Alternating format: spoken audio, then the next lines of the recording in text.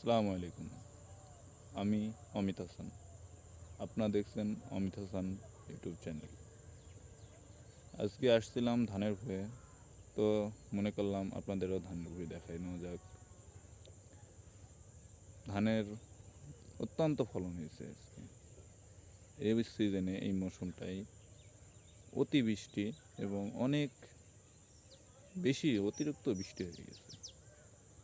তো ধান বারবার কাছে এবার একটু তুলনামূলক ভালো হয়েছে। আল্লাহর অশেষ মেহেরবান, এবার অনেক ভালো হয়েছে ধান। তো চলুন যাই, ধান দেখানো যাক এবং আপনাদেরও দেখাই। চলেন।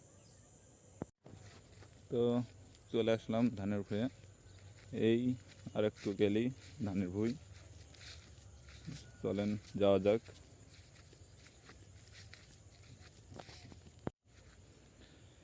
তো ধানের ভুঁয়ে চলে আসলাম।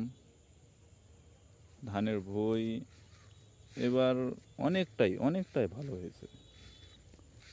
তো কি বলবো, অনেক খুশিও লাগছে।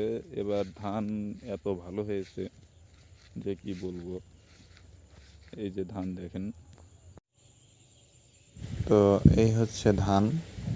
ধানটা এখনো পাকেনি, পাকতে এখনো প্রায় 10 দিন থেকে বা 15 দিন টাইম লাগবে, তবেই কাটা যাবে। এখন সেচ দিতে হবে, ধানের সেচ না দিলে আবার ধান সমস্যা। এই টাইমে সেচ দেওয়া লাগে, সেচ দিতে হবে, ধানটা আরও ভালো হবে। এখনও পাকেনি ধানটা। এইটা আমাদের পাশালি ভুঁই। এই ধানটা পেকে গিয়েছে, এটা আগে লাগানো, সেই জন্য আমাদের ধানটা এখনও 10-15 দিন লাগবে কাটতে।